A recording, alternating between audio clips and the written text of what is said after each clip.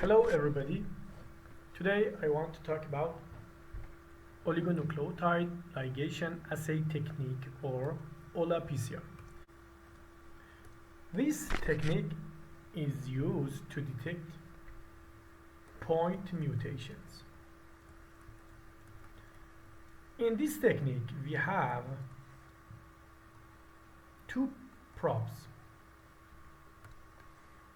Imagine a situation that we have an wild type and a mutant type allele. For OLA PCR we have two probes. One of them has a nucleotide that is matched with the normal allele. In this case, the green one. Another probe is just adjacent to the mutation point. So, when we add the probes to a normal allele, the green probe or the allele-specific oligonucleotide probe fully attached to the normal allele. But when they are added to the mutant allele, the green one or the allele-specific oligonucleotide probe could not fully attach to the allele. Adding the probes to the alleles is the first step. The second step is adding ligase enzyme. When we add ligase enzyme, if we have a normal allele, the ligase enzyme could attach both of the probes. When we have the mutant allele, because of this mismatch in here, in the 3' end of the ASO probe, the ligase enzyme could not attach the probes. The third step in OLA PCR is to do a PCR reaction with universal primers. First primer and second one. As you know, we have two primers for doing PCR. Primers could attach to the probes, but when we have a normal allele, we have a unified probes, the first and the second probes, and we have a unified template for PCR.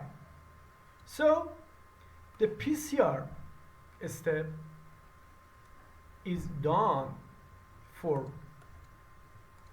normal allele, but not for the mutant allele. When we have done the PCR reaction, due to having a fluorophore at the end of one of our primers, we will have a fluorophore labeled PCR product because of having a fluorophore at the end of one of our primers. So we could have this labeled product only when we have a normal allele. After doing the PCR reaction, we could measure the amount of PCR product by fragment analyzing. in a fragment analyzer equipment. So with comparison, the amount of PCR product in our case sample with a control sample, we could identify the genotype of the case person.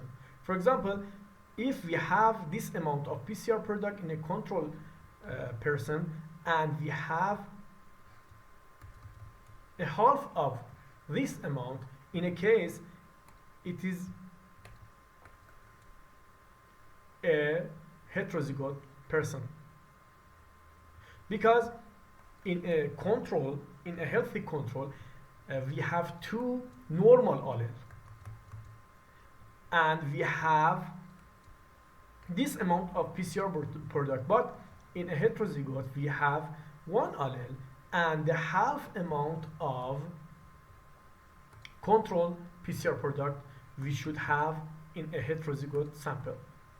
If we have a homozygote, a healthy homozygote sample, we have the same amount as we have in a control one. And if we have a homozygote, a patient homozygote with two mutant alleles, we don't have any PCR product. This was a short story of OLA PCR technique. If you want to learn step by step about this technique, you could find a long story of OLA PCR in my page.